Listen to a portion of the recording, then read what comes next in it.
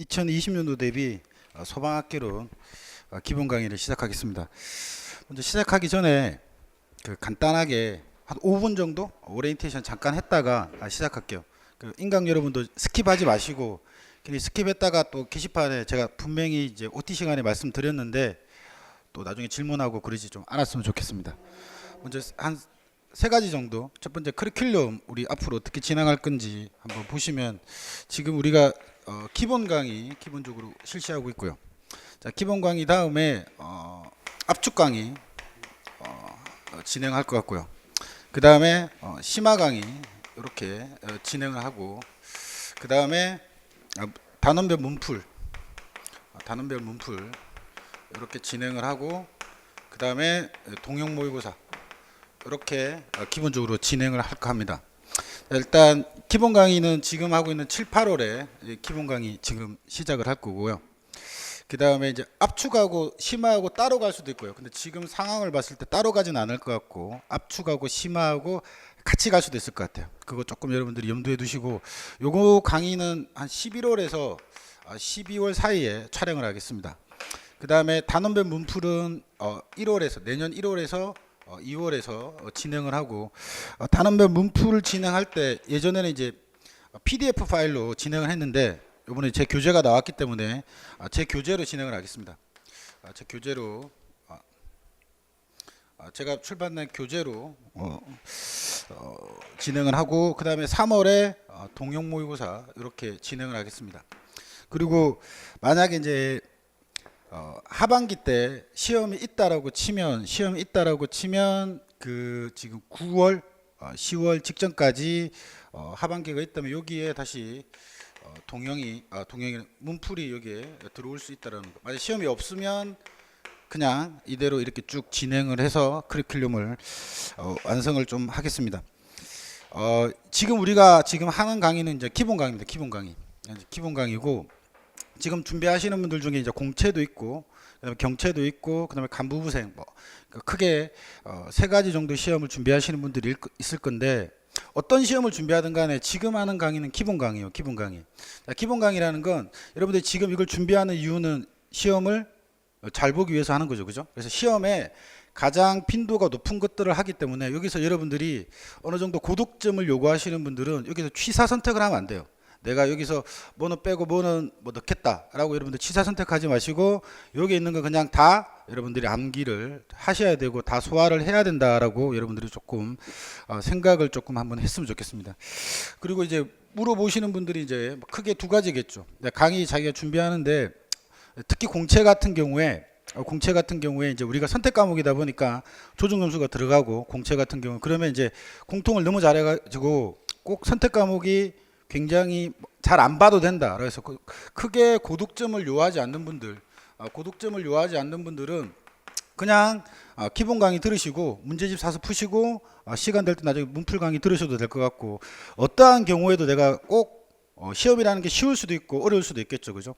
만약 어떠한 경우도 시험이 만약에 어려워도 내가 고득점을 조금 필요로 하겠다라고 생각하시는 분은 이제 압축 심화까지 좀 따라와 주시면 될 것 같아요. 근데 기본 강의는 올해 상반기 기준으로 봤을 때 100점. 근데 작년도 상반기 기준으로 봤을 땐 한 85점 그 정도의 수준에 맞춰서 지금 진행을 하고, 그래서 시험이 이제 갑자기 공개가 되면서 문제가 조금 난이도가 있게 올라가다가 갑자기 좀 난이도가 좀 평이해지는 그런 경향이 좀 있거든요. 그래서 좀 그런 부분들 조금 한번 확인하시면 될 것 같고, 그 다음에 이게 소방학개론 안에 법률이 들어있어요. 법이 들어있기 때문에 법이 개정이 될 겁니다. 그러면 개정이 될 건데, 지금 제가 7, 8월에 찍었는데 이 기본 강의는 특별한 이변이 없는 한 내년 3월 달까지 기본 강의를 계속 갈 거란 말이죠. 그러면 그 사이에 분명히 법이 개정이 될 겁니다. 개정이 되는 부분들이 있는데, 그거에 대해서 너무 예민하게 생각하실 필요는 없고, 만약에 시험이 10월에 있으면 9월에 그 사이에 개정된 사항들에 대해서는 개정 강의를 따로 올려드리고, 만약에 10월에 시험이 없고 4월까지 간다면 3월쯤에 개정된 사항들에 대해서 무료로 혹은 강의 끝에 여러분들 이제 개정된 거 올려드릴 테니까 그때 확인하시면 됩니다. 중간중간에 계속 바뀌는 것들을 너무 예민하게 확인해야 될 사람은 저예요. 여러분들이 확인하실 필요는 없다고요. 뭐 법제처 들어가서 뭐가 바뀌었다던데 이런 걸 확인하는 거는 여러분들이 조금 시간 낭비야. 그런 것들은 나중에 한 번에 몰아서 여러분들이 좀 정리를 한번 해두시면 될 것 같고, 그래서 고득점을 조금 요구하시는 분들은 이렇게 다 따라오시면 좋을 것 같고, 올해 상반기 정도에서 한 80점에서 85점 정도면 맞겠다 이렇게 생각하시는 분들은 그냥 기본 강의 들으시고 그 다음에 그냥 문제집 사서 열심히 여러분 푸시면 어느 정도 점수는 나옵니다. 자, 그리고 커리큘럼은 이렇게 되고요. 그 다음에 조금 여기에 당부 말씀, 크게 당부 말씀, 인강도 있고 그 다음에 실강도 있는데, 일단 초시생, 일단 이 강의를 처음 들으시는 분들한테 말씀드리고 싶은 거, 여러분들 이 강의를 처음 들으면 특히 자기가 이제 문과를 나왔거나 혹은 이제 학교 다닐 때 공부를 한 번도 안 했던 친구들도 분명히 있을 거예요. 근데 여러분이 처음 들으시면 약간 과하게 조금 표현하면 충격적일 수도 있을 것 같고, 조금 무슨 말인지 하나도 모르겠다라는 약간의 그런 느낌을 받으실 수도 있어요. 근데 그거는 지극히 당연한 거야. 왜냐하면 여러분들이 나머지 이제 공채 기준으로 국어라든가 영어라든가 한국사 같은 경우에는 학교 다닐 때 공부를 잘 하든 안 하든 대충 이런 과목이라는 거 어느 정도 예측을 할 수 있는데, 이 과목 처음 듣기 때문에 여러분들이 그냥 당연히 그냥 어렵게 느껴지는 건 정말 당연한 겁니다. 근데 이걸 한 바퀴 돌리고 나서 여러분들이 다시 보시면 이 과목보다 양이 작은 과목은 흔치 않고요, 이 과목보다 쉬운 과목은 흔치 않고 일정 부분 기출에서 어느 정도 점수를 보정해주고 있기 때문에 그렇게 점수 따기가 어려운 과목은 개인적으로 아니라고 생각이 들어요. 특히 지금 여러분들이 하시는 과목은 소방학 개론이에요. 이 말은 무슨 말이냐면 여러분들은 소방학을 하는 게 아니에요. 그래서 아주 깊이 있는 대학교에서 정말 전문 과목적으로 이제 시설론 따로 연소론 따로 이렇게 따로따로 뭐 한 학기 이상씩 공부하는 그런 소방학을 깊이 있게 공부하는 건 아니고, 여러분들은 말 그대로 이제 개론에 입각해서 공부하는 거예요. 그래서 그렇게 깊이 있는 내용은 거의 없고, 대신 그냥 일반 과목보다 조금 범위를 좀 다양하고 넓게 잡은 상태에서 얕게 보시기 때문에 그렇게 어려운 내용은 다 없습니다. 여러분들 없기 때문에 여러분들이 어렵다고 생각하면 정말 어려운 거고, 그냥 아무것도 아니다라고 생각하시면 아무것도 아닌 과목이에요. 그래서 여러분들이 너무 겁먹지 말고, 만약 내가 어렵게 느끼시면 이건 처음 해서 그렇다라고 여러분들이 생각하시는 게 필요하실 것 같고, 두 번째, 그럼에도 불구하고 만약에 어렵게 느껴진다면 이유는 단 한 가지예요. 용어 때문에 용어. 이렇게 소방학에서만 사용되는 용어들이 나올 거란 말이죠. 그 용어를 기반으로 해서 또 어떤 말을 하기도 할 건데, 그 용어가 너무 익숙하지 않기 때문에 그런 거예요. 그 용어라는 건 그냥 여러분들이 익숙해지면 알게 되는 그런 내용이에요. 그렇게 이러이러한 건 이렇다라고 정의를 한 것들은 그냥 그렇게 정의 있는 그대로 받아들이시면 되기 때문에, 익숙하지 않은 건 반복을 통해서 여러분들이 익숙해지시면 됩니다. 특히 이제 수험을 하는 과정에서는 여러분들이 약간 미쳤다 생각할 정도로 자주자주 그 말을 떠올려야 기억에 오래 남습니다. 여러분들이 평상시에 절대로 쓰지 않는 용어들이기 때문에 자주자주 좀 떠올리는 그런 습관들을 여러분들이 조금 기르시는 게 좋고, 그 다음에 그냥 처음 하면 그럴 수 있다, 내가 나만 힘든 게 아닐 수 있다라고 생각하시고 한 두 번 정도 돌아보시면 별거 아니다라고 여러분들이 느끼실 것 같고, 그다음에 이 강의를 들으시는 분들 중에 재시생도 있을 건데, 일단 그 뭐 시험을 한 번, 두 번 크게 앉으시면 안 돼요. 안 보이실 거예요. 옮기셔도 될 것 같아요. 이쪽으로 옮기셔도 되고 옮기셔도 될 것 같아요. 재시생분들이 이제 가장 제가 우려하는 것들, 시험을 치면 초시생이 무조건 점수가 더 잘 나옵니다. 왜? 내가 있는 말 그대로 받아들이려고 노력하거든. 근데 재시생 같은 경우에는 자기가 공부를 해봤고 어느 순간 자기도 모르게 선입견을 가지고 이건 이렇다, 저건 저렇다, 안 나올 거야, 이렇게 여러분들이 선입견을 가지면 반드시 시험에 100% 기출만 나올 수는 없어요. 그렇기 때문에 분명히 그런 부분에서 미스테이크가 날 수 있다고. 이제 공채 같은 경우에 한 그 두 문제가 별로 안 클 수도 있고 클 수도 있지만, 여러분들이 받아들이실 때 선입견을 가지고 안 나올 거야, 이거 별로 안 중요한데 되게 강조하네, 이렇게 생각하면 절대로 점수가 오르지 않습니다. 그래서 특히 재시생들 같은 경우에 수업을 한 번 정도 들었기 때문에, 들으면 인강으로 특히 들으시는 분들 들으실 때 들으면 거의 다 아는 내용 같아. 이렇게 얘기 들으면 안 돼. 아다라고 어다라고 제가 하는 말이 단 한마디도 모르는 말이 없다라고 들으시면 분명히 남는 게 있을 건데, 가만히 이렇게 연소 필수 요소, 연소 범위 다 아는 내용이다라고 생각하시면 여러분들이 전혀 새로운 걸 찾을 수가 없다라는 거 하나 생각하시고, 그 다음에 여러분들이 안다라고 생각하는 것과 실제로 외운 건 다를 수 있어요. 분명히 다를 수 있어요. 난 분명히 책을 보고 다 기억했다고 생각했는데 문제를 통해서 혹은 만약에 테스트지를 통해서 여러분들이 빈칸을 채우라 그랬는데 못 채운다라는 건 못 외운 거야 여러분들이. 물론 책을 보면 다시 생각나겠죠. 근데 그건 못 외운 거라고요. 그래서 암기를 할 때는 굉장히 철저하게 여러분들이 좀 암기를 좀 하셔야 된다라는 거. 자, 그렇게 조금 당부의 말씀을 드리고, 그 다음에 이제 토탈에서 조금 당부의 말씀 드리고 싶은 건 제가 이제 수업을 하는 과정에서 뭐 여러분들 여기 오신 분들은 저를 전혀 모르는데 오진 않았겠죠. 그죠? 그러진 않았을 거라고 생각하고, 제가 수업하는 중간에 일단 기본적으로 반말을 깔고 갑니다. 그래서 인강에서 뭐 여러분들이 반말하는 거에 대해서 굉장히 거북하다, 그러면 안 들으시면 돼요. 안 들으시면 돼요. 뭐 이렇게 안 들으시면 되고, 또 수업 중간에 제가 욕설을 할 수도 있습니다. 그 다음에 누군가에게 인격에 비하가 올 수도 있고, 그 다음에 무안을 줄 수도 있습니다. 이런 부분들은 이유는 두 가지예요. 여러분들이 인강은 잘 모르겠지만 실강은 굉장히 8시간이라는 시간이 굉장히 긴 시간이야. 그래서 약간 수업의 재미를 위해서 일부분 그렇게 하는 부분도 있고, 나이에 상관없습니다. 나이에 상관없이 다 똑같이 여러분들 동등하게 대우하겠습니다. 남녀 차별 없이 모두 다 동등하게 20대, 30대, 40대는 없죠? 동등하게 여러분들 대우하겠습니다. 그래서 또 그런 부분도 있고, 그 다음에 그 진행하는 과정에서 보면 좀 안타까운 거 수험이란 건 물론 저도 뭐 공무원 아니지만 다른 여타 시험을 해서 실패를 한 사람 입장에서 시험이란 건 굉장히 냉정한 거야. 얘하고 별 차이, 실력 차이가 없어. 근데 이 친구는 아슬아슬하게 붙고 이 친구는 아슬아슬하게 떨어졌을 때 인생의 결은 달라집니다. 수험이라는 게 굉장히 냉정한 거야. 실력에 거의 차이 없이 거의 대동소이한데 그날의 컨디션 혹은 내가 찍은 게 하나 더 맞고 덜 맞고 때문에 누군가는 붙고 떨어졌을 때 인생의 결이 달라집니다. 결이 달라져. 그런 걸 누구보다 더 잘 알기 때문에 조금 여러분들이 좀 답답하게 행동할 때라든가 수험생으로서 너무 부적합하다, 뭐 지각을 한다든가 뭔가 열심히 하지 않는다라고 여러분들 느끼거나 졸거나, 여러분들 100% 이게 팔을 개고 있으면 잡니다. 여러분들 100% 장담 잡니다. 자, 그런 부분들이 있을 때 제가 약간 조금 과하게 조금 표현하는 부분들이 있는데, 그건 좀 내 말투 하나하나에 포인트를 두지 마시고 왜 저 사람이 저런 말을 하는지, 어떤 의도로 저런 말을 하는지 여러분들이 좀 생각을 조금 한번 해두시고 그렇게 좀 받아들이셨으면 좋겠습니다. 그리고 수업할 때 제가 이렇게 좀 대답을 해달라고 요구를 할 거예요. 그럼 대답을 좀 해주세요. 여러분들 대답을 안 해주시면 똑같은 수업인데 퀄리티가 떨어집니다. 왜냐면 저도 사람인지라 조금 힘이 빠지거든요. 그래서 여러분들이 그렇게 조금 받아들이셨으면 좋겠고, 수업 진행은 우리 저기 조교가 있는데 저 친구가 올 거예요. 인강 여러분도 마찬가지고, 특히 실강 오신 분들은 더 그럴 거예요. 어떤 이유에서든지 기본적으로 소방학 개론, 소방관계 북교를 여기 선택해서 실강까지 왔다라는 건 뭐 여타 과목을 떠나서 이 과목을 어느 정도 잘 하기 위해서 왔다라고 생각이 들어요.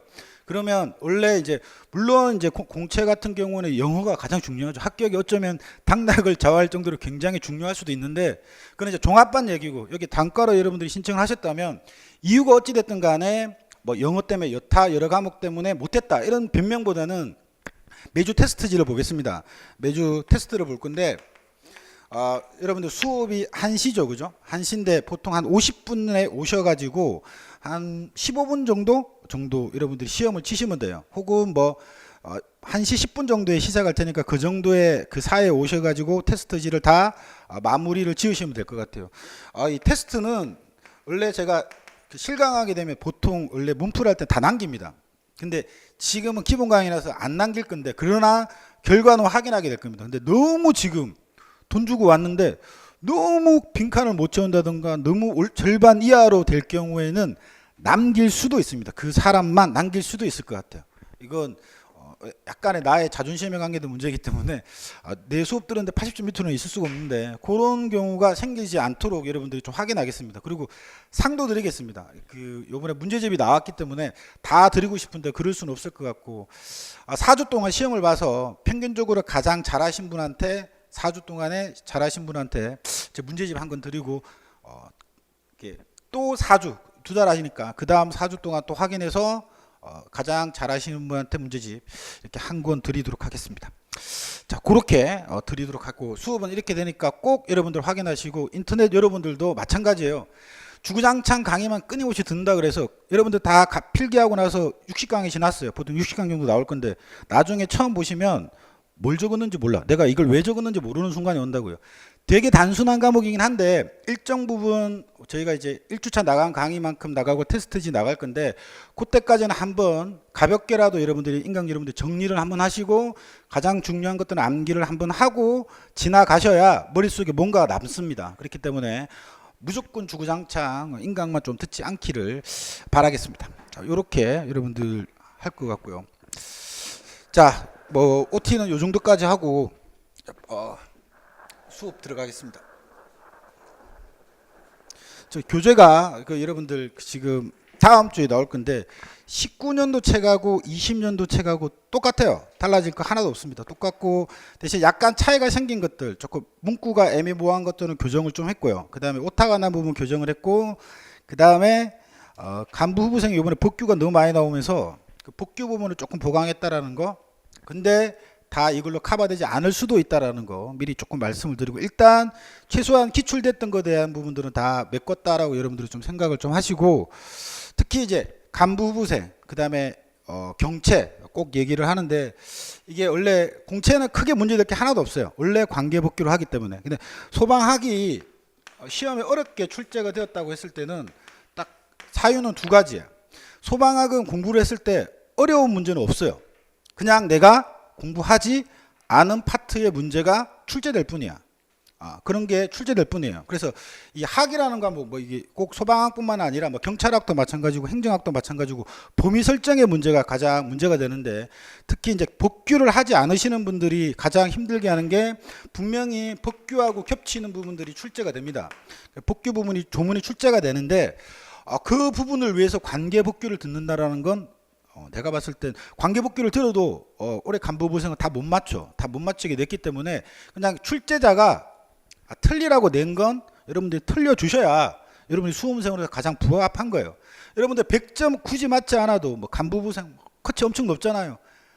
여러분 84점 맞고 80점도 들어간 것 같은데 80점 맞고도 들어가니까 틀리라고 한 건 틀리고 맞추라고 한 건 맞추시면 여러분들이 합격하시는데 문제가 없을 거예요. 그래서 복규를 하지 않으시는 분들은 이 지금 복규 파트 가실 때 조금 여러분들이 조금 신경을 쓰셔서 보셔야 될 것 같고 그 다음에 소방학이 어렵게 나온다고 생각하면 산수 문제를 냅니다. 산수 문제를.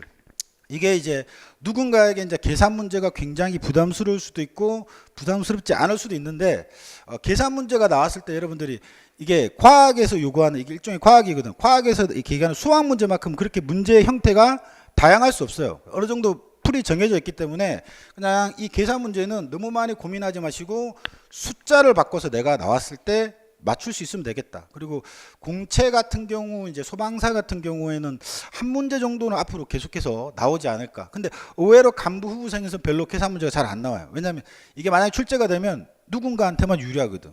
이게 화학을 한 선택자한테만 좀 유리하다고 느껴서 그런지 모르겠는데 생각보다 조금 간부부생에는 의외로 복귀에 조금 포인트를 많이 두고 출제가 됐는데 이거는 이때까지 지난 거에 대한 그냥 제 결과에 대한 분석이고 앞으로 어떻게 될 건지는 또 변수가 생길 수 있겠죠. 그죠? 감안하고 한번 보시면 될 것 같고 다 보여주셔도 필요 없겠지만 일단 처음 하시는 분들이 가장 생각하셔야 될 건 끝내 이 책이 별로 안 두꺼워 보이는 여러분들 나중에 보시면 아시겠지만 280페이지 정도 되거든요.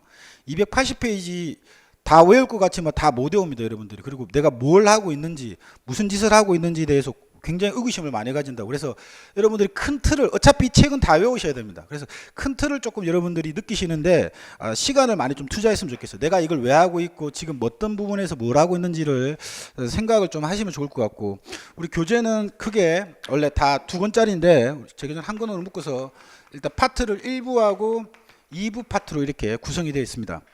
2부 파트로 구성이 되어 있고 자 1부 파트가 공채 기준으로 소방사 공채 기준으로 경채 포함하겠죠. 그죠? 보통 문제는 똑같으니까 14문제에서 1부 파트에서 16문제가 많으면 여기서 출제됩니다.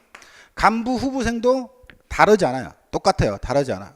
기본적으로 다르지 않고 이 1부 파트에서 훨씬 더 비중이 높게 출제가 되고 2부 파트에서 4문제에서 6문제 정도가 출제가 된다라고 보시고 그 1부가 뭐고 2부가 뭔지는 잘 모르겠으나 일단 지금 처음 하는 부분에서 그 시험에서 굉장히 많은 빈도를 가지고 출제를 한다라는 건 기억을 좀 하고 계셔야 될 것 같고, 소방 이렇게 얘기하면 이제 쭉 펼쳐보면 1번은 이렇게 되어 있어요. 소방이라고 우리가 말을 했을 때 우리 소방이라고 부르는 건 소방하면 크게 세 가지 업무를 많이 하죠. 그죠? 세 가지 업무를 많이 하죠. 어떤 업무 합니까? 소방이 무슨 일을 하죠? 에? 구급, 또 구조, 화재 업무를 하겠죠. 왜 소방이니까. 그래서 기본적으로 화재를 예방하거나 진압하는 업무도 할 거고, 그 다음에 인명을 구조하는 업무도 할 거고, 구급 업무도 합니다. 그죠? 그래서 여러분들이 지금 실강에서는 뭐 경찰을 제외하고 여러분들은 거의 다 화재 업무를 거의 다 대부분 투입이 됩니다. 여러분들 다 투입이 되기 때문에 공채는 다 화재 업무, 간부부생도 다 화재 업무로 다 투입이 됩니다. 그래서 화재, 소방 이렇게 얘기하면 크게 세 가지 업무가, 이런 거 시험에 안 나오니까 적을 필요 없어요. 화재, 구조, 구급 업무가 보통 세 가지인데 일부 파트는 이 화재에 대한 내용으로 다 구성이 되어 있습니다. 전부 다 이 화재에 대한 내용으로 구성이 되어 있습니다. 그래서 일부 이제 화재에 대한 내용이 나와 있는데, 이렇게 화재가 뭐야 이렇게 물어보면 불이 난 거야 이렇게 얘기하면 틀렸다고, 수음학적으로 틀렸다고 이렇게 얘기한다고. 불이 난 건데, 불이 난 것 중에서 나쁜 불만 따로 우리는 화재라고 이렇게 부르겠다 이렇게 얘기하겠죠. 그럼 뭐야? 좋은 불도 있다는 얘기겠죠. 그죠? 우리가 나쁜 불 이렇게 조금 더 정제해서 표현하게 되면 소화할 필요성이 있는 그런 연소 현상, 이런 것들을 화재라고 얘기하는데, 그래서 나쁜 불을 얘기한다고. 그러면 궁금한 건, 네가 나쁜 불 플러스 좋은 불을 다 더해서 그냥 뭐라고, 불이 난 건 뭐야 라고 이렇게 물으면 따로 이름을 정해놨다고요. 그러니까 화재라는 이름 빠져놓고 따로 이름을 정했다고. 근데 불이 났다 이렇게 얘기하는 건 우리가 연소라고 따로 이름을 정했다고. 그래서 연소라는 건 순수하게 불이 난 거야. 그게 좋은 거든 나쁜 거든. 근데 화재라는 건 불이 난 건데 그건 딱 나쁜 불만 칭해서 가는 거야. 그래서 화재라는 얘기를 하기 전에 순수하게 불이 난 얘기를 먼저 시작합니다. 그래서 연소라는 얘기를, 그래서 연소론이라고, 연소라는 얘기를 먼저 출발을 하게 되고요. 연소론 부분에서는 여러분들이 뭐 간부부생 다 똑같습니다. 기본적으로 아무리 작게 나와도 여기서 세 문제 나옵니다. 아무리 작게 나와도 세 문제, 많으면 네 문제 여기 나옵니다. 여기서 이렇게 출제가 될 겁니다. 그 다음에 불이 났는데, 이 불이 난 게 오픈된 공간에서 불이 난 게 아니라 아주 밀폐된 공간에서 불이 나면 그 열에 의해서 어느 정도 폭발이 일어날 수 있어. 그래서 연소가 일어나는 과정에서 밀폐된 공간에서 일어났을 때의 폭발에 대한 내용을 여러분들이 좀 보시게 될 겁니다. 그래서 폭발론을 보시게 될 거고, 자, 이 부분도 한 문제에서 두 문제는 출제가 됩니다. 기본적으로 출제가 됩니다. 간부부생도 예외 없습니다, 여러분들. 자, 이렇게 출제가 되고, 그 다음에 이제 불이 난 얘기가, 오픈된 공간에서 불난 얘기, 순수하게 불난 얘기, 밀폐된 공간에서 불난 얘기 한 다음에 나쁜 불, 화재 얘기 와서 보시고, 화재에서도 보통 지금 두세 문제 정도 출제가 될 거고, 그 다음 화재 얘기 본 다음에 건축 방재라고 시험에 잘 안 나오는 파트 한 문제도 안 나옵니다. 근데 나올 수도 있기 때문에 하는 거겠죠. 건축 방재라는 부분 지나갔다가, 그 다음에 화재 얘기를 했기 때문에 나쁜 불이라고 그랬잖아. 꺼야 되겠죠. 그래서 뭘 볼 거야? 불을 끄는 걸 뭐라 그러죠? 소화라고 부릅니다. 그래서 소화론 얘기를 갖다가,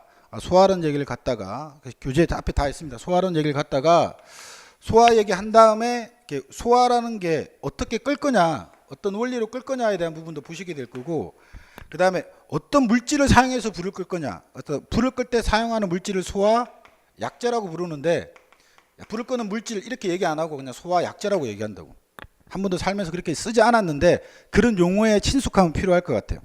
그래서 소화 약재가 있을 거란 말이죠. 보통 우리가 제일 많이 쓰는 건 물을 많이 쓰겠죠, 그죠? 그래서 자, 물에 대한 이야기부터 물 말고도 포, 분말, 뭐 청정 등등의 이야기들을 여러분들은 보시게 될 거고, 아까 금방 내가 이제 물로 소화한다라고 쳤을 때 그 물을 보통 바가지로 이렇게 뿌려서 끌 수도 있지만, 이렇게 천장에 붙어 있는 스프링클러를 이용해서 물이 나오기도 한단 말이죠. 그래서 어떠한 불을 끄는 기구들을 묶어서 그 기계 안에는 꼭 불을 끄는 거 말고도 화재가 났음을 알려주는 거 등등에 있는 시설들이 있는데, 그런 걸 묶어서 소방 시설이라고 하는 부분까지 보시게 될 거고, 소방 시설 보시고 난 다음에 이제 맨 마지막으로 위험물이라고 그래서 위험한 물질에 대해서 봅니다.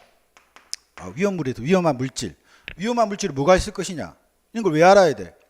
소방관이 보통 열에 9번 물을 뿌린단 말이죠. 근데 어떤 물질에는 물을 뿌리면 화재가 더 확대되는 경우도 있다고. 그래서 네가 위험한 물질은 뭐가 있는데 어떠한 특징을 알고 있어야 이게 물을 써도 되는 건지, 물을 뿌리지 말고 다른 여타의 것을 사용해야 되는지를 여러분들 확인하시기 위해서 이렇게 하면 됩니다. 이렇게까지 끝나면 여러분들이 14문제, 공채 16문제, 간부부생도 여기서 17문제 정도는 여기서 출제가 되니까 여러분들 확인을 좀 하셔야 될 것 같아요. 자, 이게 일부가 이렇게 구성이 되어 있다라고 생각을 하시고, 그 다음에 우리가 오늘 하루 종일 연소 얘기만 할 겁니다. 연소 얘기를 해도 다 끝이 못 날 것 같은데, 근데 여기 아까 얘기했죠, 이만큼 출제가 된다고. 근데 연소 얘기를 하기 전에 이렇게 연소가 불이 났다, 불이 나는 현상을 불이 난다, 이게 불이 나는 현상을 우리가 연소라고 부른다고. 이 말이 굉장히 친숙해져야 될 것 같아. 불났다 이렇게 얘기 안 한다고. 민간인들은 그렇게 얘기해. 근데 소방인들은 그렇게 얘기하면 안 된다는 거야. 앞으로 연소가 일어났어 이렇게 얘기한다고. 근데 연소가 일어난다는 건 일종의 화학 반응이야. 여러분 또 놀라지 마시고, 일종의 화학 반응인데, 화학 반응이기 때문에 약간의 어떤 내용이 필요하냐면 화학적인 요소가 필요해요. 근데 여러분들한테 요구하는 건 중학교 한 2학년 정도의 화학 수준을 요구하기 때문에 너무 여러분들이 놀라지 마시고 깜짝 놀라지 마시고, 다만 그 용어가 익숙하지 않기 때문이야. 그렇기 때문에 앞에 부분에서 기초과학이라는 부분을 앞에서 달고 오겠습니다. 기초과학이라는 부분을 달고 오실 것 같고, 그래서 앞에 기초과학이라는 거 연소를 좀 하기 위해서 필요한 약간의 과학적 지식을 여러분들하고 먼저 1시간에서 1시간 반 정도 시간을 투자를 하겠습니다. 너무 많이 하진 않겠습니다. 너무 많이 하면 여러분들이 실제로 본 게임이 들어와서 아무것도 할 수 없더라고 보니까. 근데 중요한 건 이거야.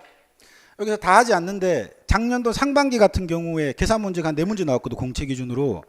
그때 시험 문제가 어렵고 계산 문제가 나오면 기초과학 파트에서 출제가 됩니다. 그리고 그때 나온 문제는 거의 백방 계산 문제이기 때문에 여러분들에게 굉장히 좀 부담으로 느껴질 수 있고, 시험이 노멀해지면 이 파트에서 나오지 않습니다.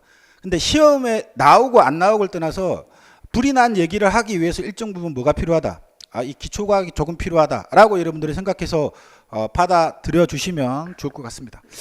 자, 그 정도 여러분들 한번 확인하고 지금 기초과학부터 가겠습니다. 여러분들 프린트. 그리고 이제 2019년도 책으로 보셔도 되냐고 물어보시면 보셔도 됩니다. 다만 그 추록집은 다 올려드리겠습니다. 일단 기초과학 하시기 전에 여러분들 맨 처음 페이지 가서 보시면 주기율표라고 이게 표가 있어요. 여러분들 표가 있어요. 표가 있습니다. 표를 여러분들이 외워 두셔야 될 것 같아요. 이 표를 외워 두셔야 되는데, 여러분들 다 외우라고 얘기하지 않을 테니까 몇 가지를 여러분들이 조금 외워 두셔야 될 것 같아요.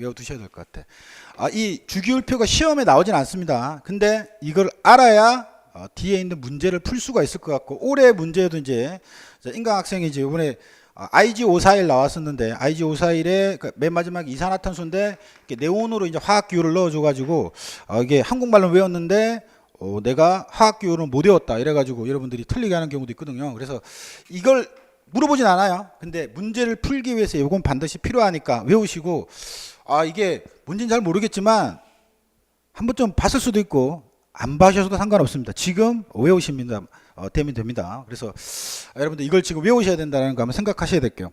시험에 안 나온다, 내가 기억하라는 말만 기억하면 돼. 자, 우리가 이렇게 원소라는 말과 원자란 말은 엄격히 말하면 다르는데 여러분들은 같다라고 생각하고 보시면 될 것 같아. 자, 이런 생각을 한 거야. 어떤 과학자들이 별로 안 궁금했는데 어떤 유명한 과학자들이 이렇게 책상도 있고 사람도 있고 옷도 있고 볼펜도 있고 여러 가지 물질들이 있는데 이 물질을 이루는 최소 단위가 뭘까?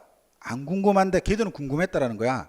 그래서 아주 잘게 쪼갰더니 더 이상 쪼개지지 않는, 혹은 입자를 구성하는 최소 단위에 도달하게 되겠더라. 물질을 이루는 최소 단위, 물질을 이런 거 시험에 안 나옵니다.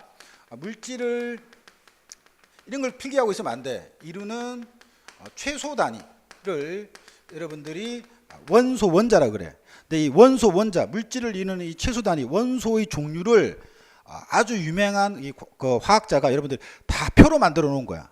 우리 여러분들이 그냥 있는 그대로 여러분들이 받아들이시면 돼. 왜 이렇게 생각하지 마시고 그럴 수 있다.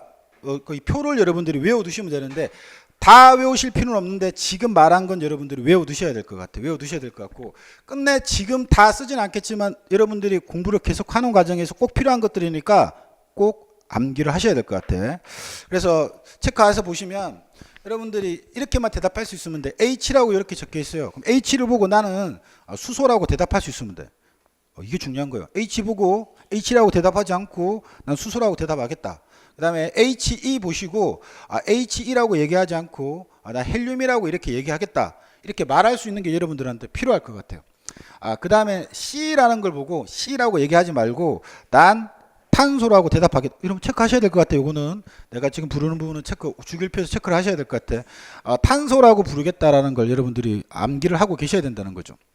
그 다음에 N이라고 이렇게 적혀 있는 거, N이라고 적혀 있는 건 내가 N을 보고 질소라고 여러분들이 대답하실 수 있어야 될 것 같아요. 그 다음 O라고 적혀 있는 걸 보시고 이렇게 흔들리는지 모르겠네.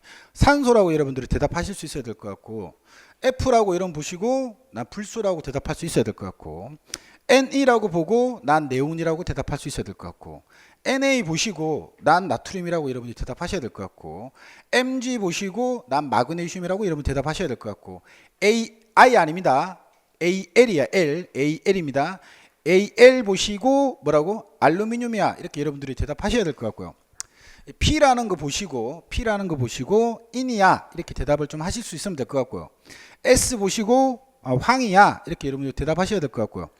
그 다음에 CL을 보시고 난 염소야. 이렇게 여러분들이 대답하시면 될 것 같고 AR 보시고 난 아르곤이야. 이렇게 여러분 대답하셔야 될 것 같고 그 다음에 BR 보시고 나는 브롬이야. 이렇게 여러분들이 대답하셔야 될 것 같고 그 다음 I 보시고 나는 요오드야. 이렇게 여러분들이 대답을 하셔야 돼요. 그러니까 체크하신 건 내가 두구두구 여러분들이 다 외우셔야 된다라고 생각을 하셔야 될 것 같고 그리고 지금 오늘 안에 꼭 쓰셔야 될 게 수소 그 다음에 탄소 그 다음에 질소 산소 같은 경우에는 오늘 당장 쓸 거기 때문에 여러분들이 꼭 지금 기억을 하고 계셔야 도움이 될 겁니다.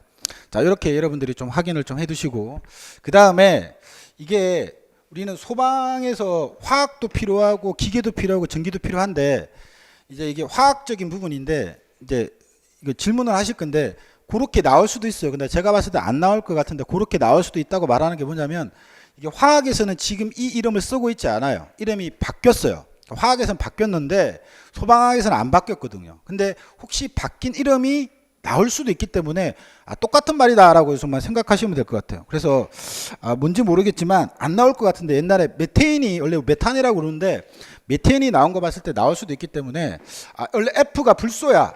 우리는 불소라고 훨씬 많이 써요. 근데 지금 현재 화학에서는 플루오린이라고 여러분 대답합니다. 플루오린이라고. 그래서 플루오린이라는 말과 불소라는 말을 우리가 지금 동등하게 쓰고 있구나 라고 여러분들이 생각하시고 그 다음에 우리가 BR을 브롬이라고 얘기하는데 지금 현재 화학에서는 브롬이라고 얘기하지 않고 브로민이라고 이렇게 얘기합니다. 브로민이라고 얘기합니다. 그래서 브로민이나 브롬이나 같은 말인데 최악의 경우 이거 오타 났다고 여러분들 저한테 질문하지 마시고 오타 아니고 브로민이라고도 쓰고 브롬이라고도 씁니다. 그 다음에 그 I라고 쓰는 걸 우리가 지금 요우드라고 쓰는데 현재 화학에서는 아이오딘이라고 이렇게 씁니다. 아이오딘. 그래서 이걸 실제는 요우드인데 우리가 아이오딘이라고 이렇게 현재 쓰고 있습니다. 그래서 약간 이름이 조금씩 바뀌고 있다. 이렇게 바꾼 이유는 원어에 가깝게 표현하기 위해서 이렇게 이름을 바꿨는데 아무튼 같은 말이다. 오타가 난 게 아니야. 오타가 난 게 아니다 라고 생각하시면 될 것 같고 그 다음에 이렇게 이름을 묶어놨어요. 자, 불소, 염소, 브롬, 요우드 이렇게 네 가지 원소를 묶어가지고 이름을 붙여놨어요. 여러분들 다 묶어놓고 소방공무원, 수험생 이렇게 이름을 묶은 것처럼 이 네 가지 원소를 묶어가지고 이름을 붙여놨어요. 여기 자꾸 진하게 해서 안 보일 건데 연하게 해서 요 네 가지 원소를 묶어서 이름을 붙여놨습니다. 그래서 이 이름을 여러분이 기억을 하셔야 될 것 같아. 자, 이 네 가지 원소를 묶어서 이 이름을 할로겐 원소라고 부릅니다. 할로겐 원소. 꼭 엄청 많이 나올 거야. 그래서 할로겐 원소가 있어 이렇게 얘기하면 여러분들이 불소, 염소, 브롬, 요우드를 묶어가지고 할로겐 원소라고 여러분들이 꼭 외우셔야 될 것 같아요. 굉장히 많이 나올 겁니다. 그래서 책을 읽다가 할로겐 원소가 어떻고 얘기했다고요. 그럼 얘들이 지금 있다라고 생각하셔야 될 것 같고, 그 다음에 이게 이름을 화학에선 바꿨어요. 이게 원래 영어로 표현하면 원래 이게 할로겐 이렇게 돼 있는데 이게 원래 원어에 가깝게 할로젠이라고 지금 이제 화학에서는 쓰거든요. 그래서 야, 이 오타가 났다고 생각만 안 하면 돼요. 이게 할로겐 원소인데 현재 화학에서는 젠 원소다 이렇게도 쓰고 있다라고 생각하시고, 그러나 현재 뭐 제가 만난 교수님들은 굉장히 자기 자신에게 프라이드가 있기 때문에 예전 쓰시던 그런 용어를 많이 쓸 겁니다. 그래서 원래 할로겐 원소나 할로젠 원소랑 같은 말이구나 라고 여러분들이 생각을 하시고 얘들을 이렇게 묶어서 얘기한다. 그래서 할로겐 원소 이렇게 얘기하면 4개의 원소가 여러분들이 반드시 생각이 나셔야 될 것 같고요. 그 다음에 밑에 더 있기는 한데 여러분들이 헬륨, 네온, 아르곤, 밑에 크립틴도 있고 여러 가지 있는데 3가지만 외워. 여러분들 다 외우라 그러면 뭐 싫잖아요, 그죠? 3가지만 외워. 이 헬륨, 네온, 아르곤을 이렇게 묶어가지고 얘들을 이렇게 묶었어요. 얘들을 이렇게 묶어가지고 이름을 또 정해놨어요. 이렇게 이름을 정해놨어요. 얘 이름을 뭐라고 정해놨냐니까 비활성 원소라고 이렇게 정해놨습니다. 비활성 원소. 이름을 좀 외우셔야 될 것 같아요. A, B, C, D 배우신다고 생각하시면 됩니다. 혹은 얘를 똑같은 말로 비활성 원소, 이걸 불활성 원소라고도 부릅니다. 불활성 원소다 이렇게도 부르는 거나 이렇게 생각하시고, 얘는 할로겐 원소라고 부르는구나, 비활성 원소라고 부르는구나, 이렇게 여러분들이 조금 생각을 해두시고, 지금까지는 단순 암기니까 여러분들 몫입니다. 여러분들 계속 반복해서 외우시면 되고, 원래 아셨던 분도 있고 태어나서 처음 봤다, 괜찮습니다. 지금부터 외우시면 됩니다. 자, 그 정도 한번 확인하고, 지금부터 꼭 하고 싶은 말은 이거예요. 자, 지금 하는 말은 조금 꼭 기억을 하셔야 될 것 같아. 자, 지금 하는 말은 이제 느낌을 기억하셔야 돼요. 소방학에서 일부 파트에서 가장 키워드는 뭐냐면 리앙스야, 리앙스. 얘가 이렇게 될 게 좋은 건지 나쁜 건지에 대해서 판단하는 느낌. 이게 그래야 여러분들이 잘 모르는 내용이 나와도 후려쳐서 맞출 수가 있어요. 글자가 거의 유사한데 전혀 반대말일 수도 있고, 글자가 전혀 다른 말인데 같은 말일 수도 있어. 그래서 말을 여러분들이 리앙스를 여러분들이 느끼시는 게 매우 중요할 것 같아요. 자, 첫 번째 이런 말을 한번 할게요. 자, 어떤 말을 하냐면 이 말이 매우 중요할 것 같아요. 이게 시작이 되면 다 끝이 났습니다. 어떤 말을 하고 싶은 거냐면, 지금 우리가 말했던 있잖아요. 원소라고 부르고 혹은 원자라고 부르는 얘들. 자, 얘들은 굉장히 불완전한 물질입니다. 굉장히 불완전한 물질이에요. 원소라든가 원자라는 건 굉장히 불안정하다고. 지금 하는 말은 기억하셔야 된다고 얘기했습니다. 불완전하다고. 자, 이 말의 뉘앙스를 좀 가지셔야 될 것 같아요. 자, 불완전하다고. 굉장히 불완전해. 자, 불완전하다는 말의 뉘앙스를 넣게 돼. 불완전하다고. 왜? 원자는 원래 태생적으로 불완전해. 굉장히 불완전해. 그래서 우리가 지금 원래 어렸을 때 한번 봤죠, 그죠? 우리가 이렇게 지금 내가 산소라고 이렇게 부르고 있었어요. 이건 산소, 원소 혹은 산소, 원자라고 부를 거거든. 우리가 살면서 공기 중에 뭐도 있다고 얘기해요. 산소가 있다고 얘기해요, 공기 중에도. 근데 그때 산소는 이런 원소라든가 원자 상태로 존재할 수 없어. 왜? 원소, 원자는 뭐 하기 때문에? 굉장히 불완전하기 때문에. 원소 상태로 만날 수 없어. 그래서 문제는 잘 모르지만 우리가 O2 상태의 산소 형태로 이렇게 만나다고. 원자 2개가 만나져 있는 형태로 만난다고. 이게 뭔지 알 필요도 없고, 그럴 수 있구나. 원래 원자라는 건 굉장히 불완전한 물질이구나. 그래서 원소, 원자 상태로 존재할 수 없구나 라는 얘기를 기억을 하셔야 될 것 같고, 근데 이 불완전하다는 의미가 중요해. 자, 불완전하다는 의미가 어떤 말이냐면, 우리가 왜 이런 미친 짓을 하고 있는지 생각해봐. 왜 이런 걸 하고 있는 거야 갑자기? 불난 얘기를 하고 싶은 거야. 근데 불이 났다라는 건 뭐라고? 화학적인 요소를 담고 있다고. 화학 반응이라고. 그래서 화학 반응 얘기를 하고 싶은 거야. 불은 난 얘기를 하기 위해서. 근데 원소라는 건 불완전하다고. 오케이. 근데 불완전해야 화학 반응이 잘 일어난다고. 다시 얘기했습니다. 불완전한 건 곧 뭘 지금 수반하기 쉽다라고. 이 느낌을 가지고. 불완전하다는 건 화학 반응이 잘 일어난다 이런 얘기예요. 잘 일어난다. 아씨 무슨 말이지? 아 그럴 수 있다라고 자꾸 생각해. 아 그래 이렇게 여러분 생각하시면 그렇게 받아들이셔야 된다고. 근데 우리가 여기서 궁금한 화학 반응은 수많은 화학 반응 중에서 실제로 우리가 다루고 싶은 건 불이 난 현상인 연소 반응에 대한 것만 사실 우리가 따져보고 싶은 거거든. 근데 예외가 있어. 원소 중에서 예외가 있어. 예외가 있다고. 원소는 다 불완전한데 이 녀석들은 굉장히 예외적으로 안정한 물질이 있다고. 안정한 물질이 있다고. 자, 그게 뭐냐면 지금 보고 있는 헬륨, 네온, 아르곤이야. 그래서 얘가 뭐라고 부른다고 그랬죠? 불활성 원소, 비활성 원소라고 부른다고 그랬어. 자, 비활성 원소 혹은 우리가 불활성 원소라고 부르는 같은 말입니다.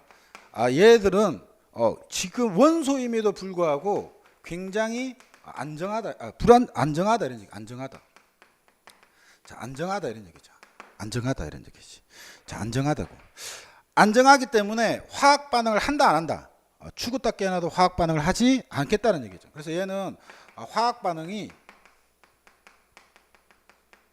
안 되는 물질이에요. 화학 반응이 안 된다라는 건 실제로 어떤 반응을 궁금하고 싶은 거야? 우리가 궁금하는 거. 화학이 궁금한 거 아니잖아. 뭐야? 불이 난 현상이 궁금하다고. 즉 연소 반응이라는 걸 나중에 보게 될 텐데 그 연소 반응이 된다 안 된다? 연소 반응이 안 된다는 걸 지금 말하고 싶은 거야. 연소 반응이 안 된다는 거. 연소 반응이 되지 않는다고. 왜? 안정하기 때문에. 이 느낌을 가지고 계셔야 돼.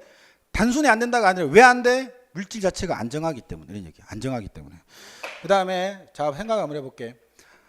단어에서 느끼는 게 있어야 되고 뭔지 잘 모르겠는데 그러니까 불활성 원소, 비활성 원소, 불활성 원소라고 그랬어요. 근데 여기 보니까 B자가 뭔지는 잘 모르겠지만 한자를 나도 잘 모르지만 느낌상 뭐라고? B자가 아닐 B자겠지. 그럼 뭐야? 활성이 아닌 원소다 이런 얘기지. 뭐라고? 불활성 원소도 아닐 불자겠죠. 활성이 아닌 원소다 이런 뜻이라고. 그럼 뭔 얘기냐면 비활성, 활성이 아니라는 거, 활성이 없다라는 것이 곧 어떤 의미고? 안전하다는 의미고, 안전하다는 의미고, 그거는 앞으로 연소 반응을 하지 않을 거란 얘기를 하고 있는 거야. 매우 중요하다. 활성이 없어. 불활성이야. 비활성이야. 이건 활성이 없다는 뜻이라고. 활성이 없다. 활성이 없다라고. 활성이 없으면 안정해. 그건 앞으로 불이 나지 않을 물질이라고. 그러면 뭐라고? 반대말이겠죠. 불안전하다는 얘기는 뭐가 있다는 얘기가? 활성이 있다는 얘기겠지. 그 말을 기억하셔야 되겠지. 그럼 불안전하다는 얘기, 화학 반응에 참여를 잘한다는 건 기본적으로 활성이 어떻다는 얘기야? 있다는 얘기를 지금 하고 싶은 거죠. 활성이 있다는 얘기. 자, 이 말이 여러분들이 오늘 하는 것 중에 가장 중요한 말일 수도 있을 것 같아. 굉장히 중요한 말일 수도 있을 것 같아. 다시 얘기했어요. 자, 활성이 있는 것이 곧 뭐라고?